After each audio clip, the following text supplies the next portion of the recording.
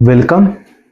आज हम लोग देखेंगे वर्ल्ड मैप के बारे में। ठीक है, जो आपका वर्ल्ड मैप है वो आपकी book fundamental of human geography से आएगा।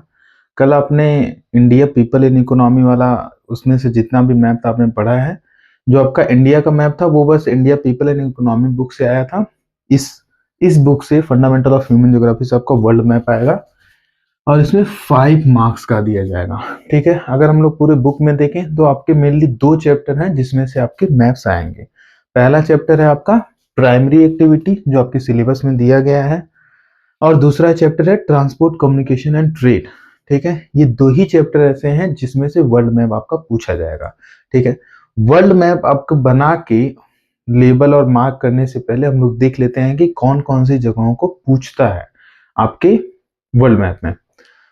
फर्स्ट चैप्टर से हम लोग देखते हैं जो आपका चैप्टर प्राइमरी एक्टिविटी है।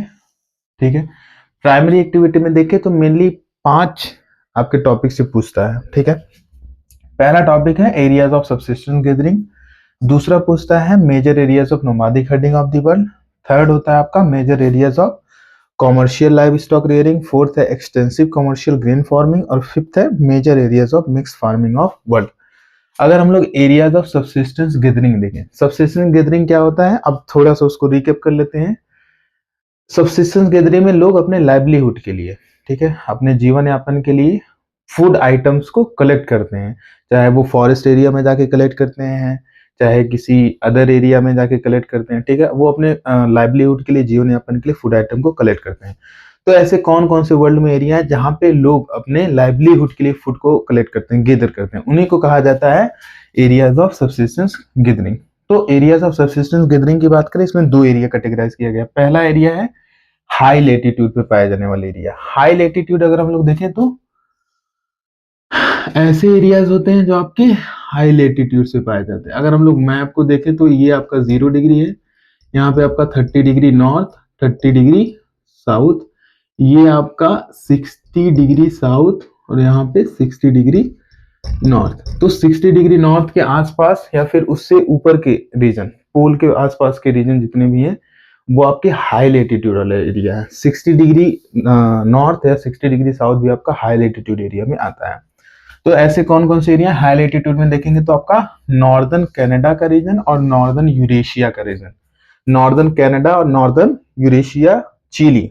ठीक है, ये आपके हाई लेटीट्यूड में आ जाते हैं। नॉर्दर्न यूरेशिया में देखेंगे, यूरेशिया मतलब यूरोप और एशिया का ऐसा पार्ट जो जुड़ा हुआ है, जहां पे यूरोप और एशिया का पूरा बॉर्डर वाला एरिया है, वो पूरा पार्ट कहा जाता है आपका यूरेशिया का पार्ट। तो हाई लेटीट्यूड एरिया में ये 3 रीजन ऐसे हैं जहां पे सबसिस्टेंस गैदरिंग होती है। दूसरा आपका लो लेटीट्यूड का एरिया है। लो लेटीट्यूड का एरिया मतलब आपके लगभग 30 डिग्री नॉर्थ और 30 डिग्री साउथ के बीच का रीजन। ठीक है, उसको हम लो लेटीट्यूड एरिया कहते हैं। तो उसमें हम लोग देखेंगे तो पहला आपका है अमेजन बेसिन, दूसरा आपका ट्रॉपिकल अफ्रीका, थर्ड है नॉर्दर्न फ्रिंज ऑफ ऑस्ट्रेलिया। यानी कि ऑस्ट्रेलिया का, अगर हम लोग देखें ऑस्ट्रेलिया का मैप को अगर देखें तो ऑस्ट्रेलिया का ये जो नॉर्दर्न वाला पार्ट है, ठीक है, यहीं पे आपका सबसिस्टेंस गैदरिंग होता है, उसको कहते हैं northern fringe of Australia. Interior part of south east Asia, south east Asia का पार्ट देखेंगे जो उसका इंटीरियर पार्ट है, उसको आप कह सकते हैं वहां भी सबसिस्टेंस गैदरिंग होता है। इंटीरियर पार्ट का मतलब होता है अंदर का पार्ट। जैसे इंडिया का अगर देखें तो इंटीरियर पार्ट इंडिया में मध्य प्रदेश होगा, छत्तीसगढ़ होगा। ठीक है, नेक्स्ट है आपका major areas of nomadic herding of the world. Nomadic herding ऐसे एरियाज होते हैं, आपको नोमाद पता है, जो फूड के लिए और आपके अपने हर्ड के साथ, अपने जानवरों के साथ पास्चर के लिए, फूड के लिए एक जगह से दूसरी जगह मूव करते रहते हैं। ठीक है, तो उनको बोलते हैं नोमादिक हर्डिंग। ठीक है, हर्ड का मतलब होता है आपका एनिमल का एक ग्रुप, और नोमाड्स ऐसे पीपल होते हैं जो एक जगह से दूसरी जगह सीजनली अलग अलग सीजन में अलग अलग जगह पे मूव करते रहते हैं। तो नोमादिक हर्डिंग वाले एरियाज देखें तो वो है आपका, फर्स्ट होगा अटलांटिक शोर of north Africa. North Africa का जो अटलांटिक शोर है, हम लोग आगे मैप बना के एग्जैक्टली देखेंगे कि ये चीजें कहाँ कहाँ पे है, लेकिन पहले आप ये समझ लें अच्छे से। ठीक है, Atlantic shores of north Africa, north Africa का जो आपके अटलांटिक के पास वाला पार्ट है।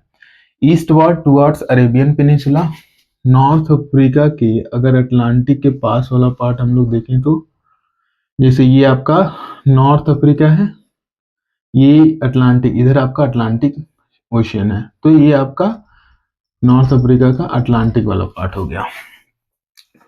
देन आपका क्या था, east ward towards Arabian peninsula into Mongolia and central China, और धीरे धीरे ये जो पूरा एरिया है ये फैलता हुआ यहाँ पे आपके मंगोलिया वाले पार्ट में, और आगे चले जाएंगे तो सेंट्रल एशिया वाले पार्ट में आपका वो पूरा एरिया पे नोमाडिक हर्डिंग होता है।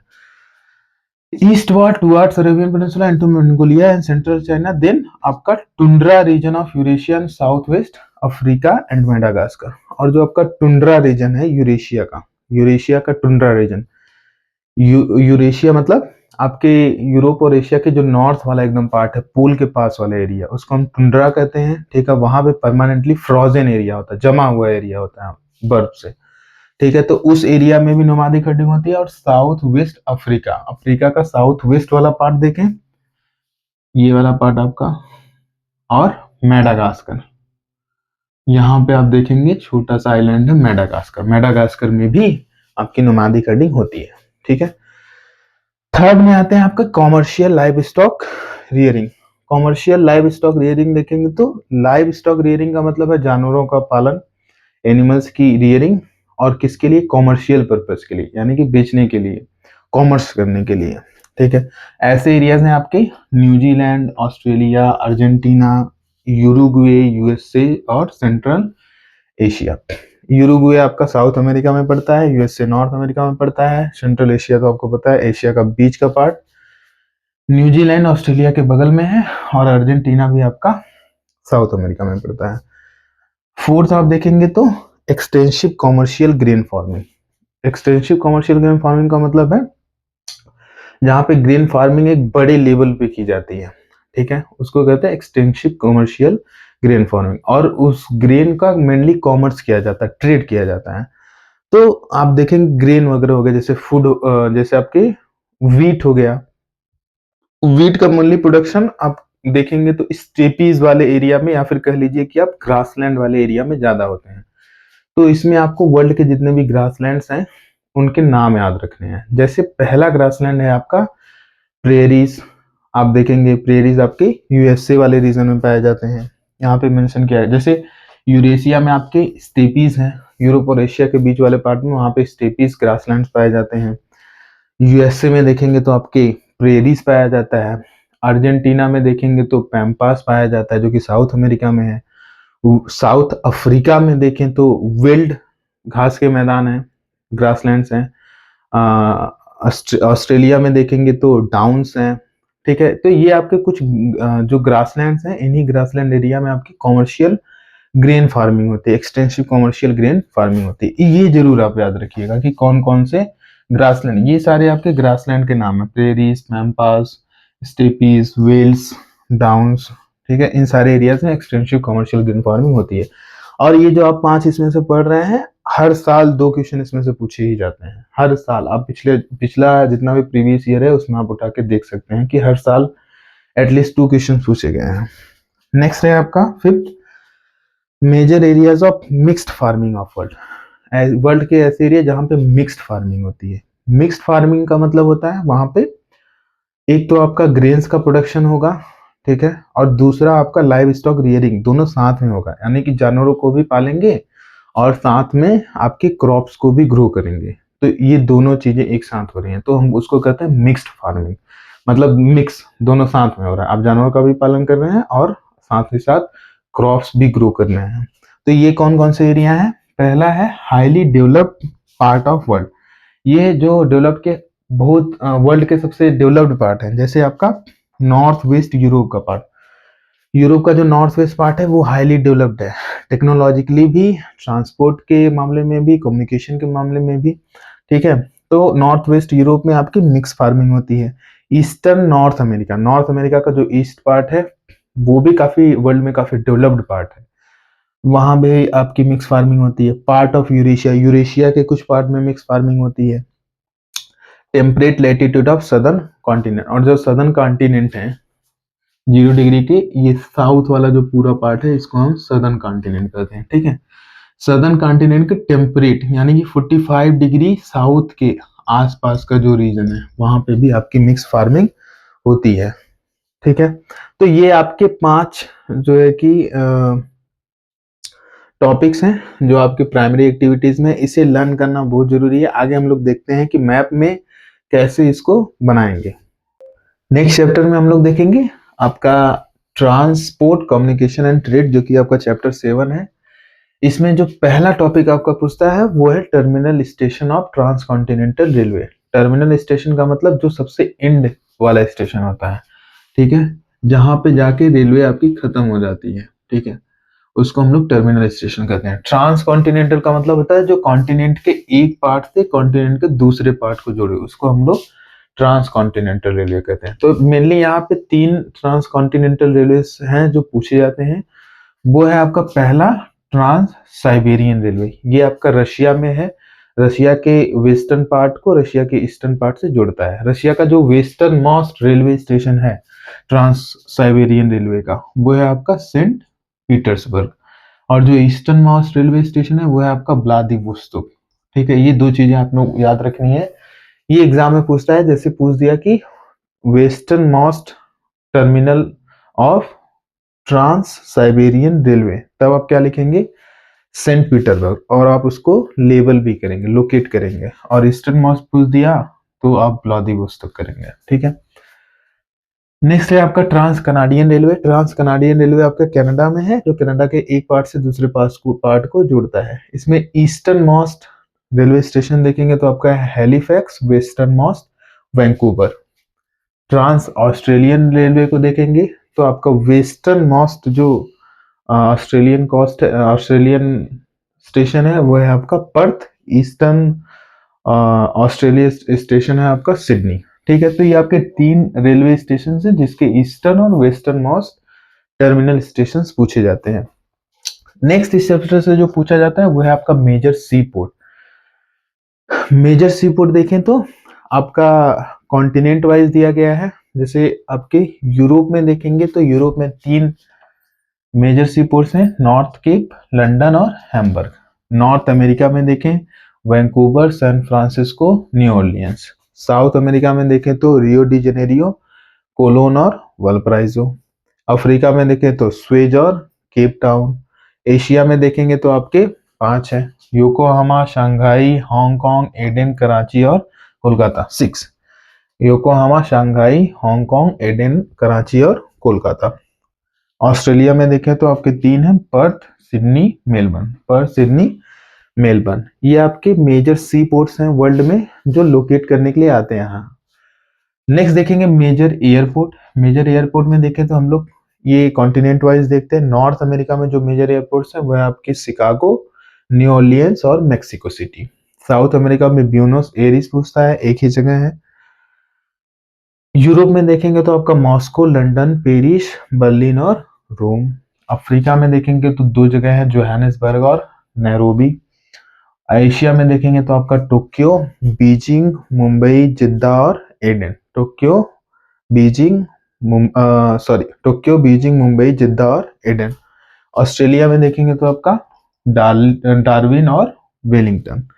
ये आपके मेजर एयरपोर्ट्स हैं कॉन्टिनेंट वाइज। इसमें जो लास्ट टॉपिक है वो है आपका इनलैंड वाटरवेज। ठीक है, इनलैंड वाटरवेज का मतलब होता है जो लैंड के इनसाइड वाले एरिया में जो कोई रिवर वगैरह का यूज किया जाता है अगर ट्रांसपोर्ट करने के लिए, तो हम लोग उसको इनलैंड वाटरवेज कहते हैं। उसमें देखेंगे आपके मेन जो 4 इनलैंड वाटरवेज हैं वही आपके मैप में पूछे जाते हैं लोकेट करने के लिए। पहला है आपका स्वेज कैनाल, दूसरा पनामा कैनाल, थर्ड राइन वाटरवे और फोर्थ है आपका सेंट लॉरेंस वाटरवे। ये आपका पूरा मैप, दोनों चैप्टर का मैप से जो पूछा जाएगा। आगे हम लोग देखेंगे कि कैसे इसको लोकेट और लेबल करते हैं। ठीक है, तो हम लोग यहाँ पे देखेंगे एरियाज ऑफ सबसिस्टेंस गैदरिंग। इसको मैप में आप कैसे जो है कि लेबल करेंगे, मार्क करेंगे। आपका जो वर्ल्ड मैप पूछता है उसमें ऑलरेडी पॉइंट दिया रहता है। जैसे 30.1 दिया है तो यहाँ पे ऐसे लाइन बना के यहाँ 30.1 लिखा रहता है। ठीक है, आपको बस यहाँ पे लिखना है कि ये एरिया कौन सा है। तो पहला जो इसमें क्वेश्चन कैसे पूछता है, major areas of subsistence gathering, या फिर पूछ सकता है कि major areas of commercial livestock rearing, ठीक है, major areas of extensive commercial grain farming, ये सारी चीज इसमें पूछ सकता है। तो हम लोग देखते हैं सब्सिस्टेंस गैदरिंग में देखेंगे तो आपने पढ़ा था कि दो एरियाज हैं, एक एरिया जो आपके हाई लेटीट्यूड पे थे और दूसरे एरिया जो आपके लो लेटीट्यूड पे थे।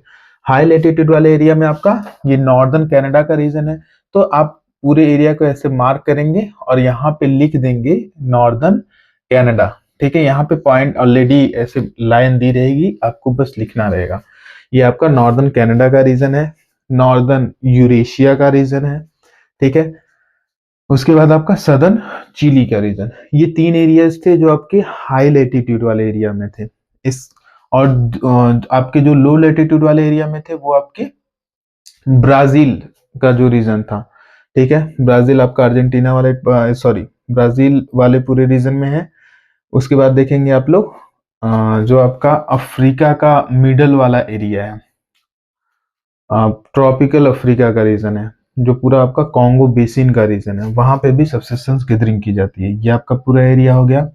Interior part of south east Asia, south east Asia के ये आपके इंटीरियर पार्ट के कुछ ऐसे रीजन है जहाँ पे सबसिस्टेंस गैदरिंग की जाती है। नॉर्दर्न अफ्रीका का जो फ्रिंज है, फ्रिंज ऑफ नॉर्दर्न अफ्रीका, वहां पे भी सबसिस्टेंस गैदरिंग आपकी की जाती है। तो ये कुछ एरियाज हैं आपके जहाँ पे सबसिस्टेंस गैदरिंग की जाती है, ठीक है। नेक्स्ट हम लोग देखते हैं नोमादिक हर्डिंग ऑफ द वर्ल्ड। ये आपके मेजर एरियाज है नोमादिक हर्डिंग के। इसमें हम लोग देखेंगे, आपने जो पढ़ा था उसमें आपने देखा था कि आपके नॉर्दर्न अफ्रीका का जो आपका अटलांटिक कोस्ट से जो पूरा पार्ट है, अटलांटिक कोस्ट, यहाँ पे ये आपका पूरा अटलांटिक ओशियन है। अटलांटिक कोस्ट से होते हुए नॉर्दर्न अफ्रीका का आप ईस्ट वर्ड जाएंगे, आपका ये पूरा अरेबियन पेनिनसुला जो है, उसके बाद आपका मंगोलिया का पार्ट और इंटीरियर चाइना का पार्ट, ये पार्ट आपके यहाँ पे टोटली नोमादिक हर्डिंग होती है, ठीक है। एक पार्ट और है, वो है आपका यूरेशिया का नॉर्दर्न पार्ट, जो आपका टुंड्रा का रीजन है, जहाँ पे साल भर बर्फ जमी रहती है, वो भी आपका नोमादिक हर्डिंग में आएगा। तो ये आपके दो ऐसे एरियाज हैं जहाँ पे नोमादिक हर्डिंग होती है। हम लोग कॉमर्शियल लाइव स्टॉक रियरिंग में देखेंगे तो आपका जो रीजन था, पहला देखेंगे आपका नॉर्थ अमेरिका का रीजन, दूसरा यूरुग्वे और अर्जेंटीना का रीजन, ऐसे आपको लाइन करके मार्क कर देना है बस। तीसरा आपका साउथ अफ्रीका का, साउथ वेस्ट अफ्रीका का रीजन। फोर्थ आपका सेंट्रल जो एशिया का रीजन है वो था। और फिफ्थ आपका नॉर्थ ऑस्ट्रेलिया का रीजन, ये जो आपका नॉर्थ ऑस्ट्रेलिया का पूरा पार्ट है, और न्यूजीलैंड का रीजन। ये आपके आ जाते हैं कॉमर्शियल लाइव स्टॉक रियरिंग में। Next areas of extensive commercial grain farming में देखेंगे तो आपने पढ़ा था प्रेरीज, पैम्पास और आपके स्टेपीज, डाउन, वेल्ड्स और कैंटरबरी प्लेन्स, ये सारे रीजन एक एक करके हम देखते हैं, ठीक है। पहला देखेंगे आपके यूएसए में, देखेंगे जो आपका रॉकी माउंटेन रेंज है, रॉकी माउंटेन रेंज, इधर आपका पूरा रॉकी माउंटेन रेंज है। इसी रॉकी माउंटेन रेंज के ईस्ट वाला जो एरिया है वहां पे होता है आपका प्रेरी घास का मैदान, तो वहां पे commercial live stock sorry extensive commercial green farming होती है। दूसरा आपका रीजन है अर्जेंटीना का पैम्पास रीजन। तीसरा रीजन है आपका ऑस्ट्रेलिया का वेल्ड्स रीजन। चौथा रीजन है आपका स्टेपीज रीजन यूरेशिया का। पांचवा रीजन है आपका ऑस्ट्रेलिया का डाउन वाला रीजन, जिसको डाउन ग्रासलैंड कहते हैं। और छठा रीजन है कैंटरबरी प्लेन, जो आपका पाया जाता है न्यूजीलैंड में, ठीक है। तो ये आपके 6 ग्रासलैंड वाले एरिया है जहाँ पे एक्सटेंसिव कॉमर्शियल ग्रेन फार्मिंग की जाती है। आपका areas of mix farming, mix farming में हम लोग देखेंगे तो जो developed region of the world थे वो थे आपके developed region of the world में देखेंगे तो पहला आपका था नॉर्थ वेस्टर्न यूरोप का रीजन। फर्स्ट वन था नॉर्थ वेस्टर्न यूरोप का region. Second one was the north eastern America, the north eastern North America. America का जो नॉर्थ ईस्टर्न वाला ये पार्ट है ये सबसे ज्यादा डेवलप्ड है, यहाँ पे मिक्स फार्मिंग की जाती है। यूरोप के नॉर्थ वेस्टर्न वाले पार्ट में मिक्स फार्मिंग की जाती है। स्टेपीज के कुछ एरियाज में मिक्स फार्मिंग की जाती है।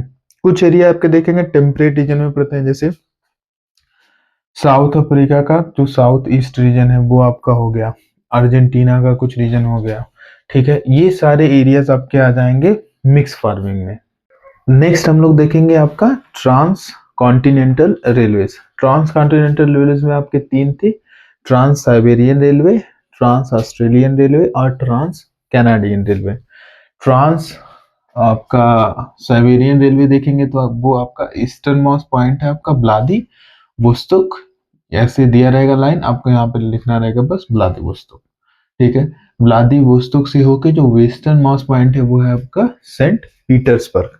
अगर आपका easternmost point of the trans Siberian railway पूछता है या फिर westernmost point of the trans Siberian railway, तब आप क्या लिखेंगे, वेस्टर्न मोस्ट पॉइंट में आपका सेंट पीटर्सबर्ग होगा और ईस्टर्न मोस्ट पॉइंट में व्लादी वोस्तोक। ट्रांस ऑस्ट्रेलियन रेलवेज में देखेंगे तो आपका वेस्टर्न मोस्ट पॉइंट जो है वो आपका पर्थ है, ठीक है। पर्थ ऑस्ट्रेलिया में जो है वो दुनिया का सबसे फास्टेस्ट क्रिकेट पिच भी है, ठीक है। उसका ईस्टर्न मोस्ट पॉइंट देखेंगे तो आपका सिडनी है। ट्रांस ऑस्ट्रेलियन रेलवे का वेस्टर्न मोस्ट पॉइंट आपका पर्थ है, ईस्टर्न मोस्ट पॉइंट सिडनी। वहीं ट्रांस कैनाडियन रेलवे का देखेंगे तो जो ईस्टर्न मोस्ट पॉइंट है वो है आपका हैलिफैक्स और वेस्टर्न मोस्ट पॉइंट है आपका वैंकूवर। नेक्स्ट हम लोग देखेंगे मेजर सी पोर्ट। मेजर सी पोर्ट में एक साइड से हम लोग देखते हैं सारे कॉन्टिनेंट वाइज।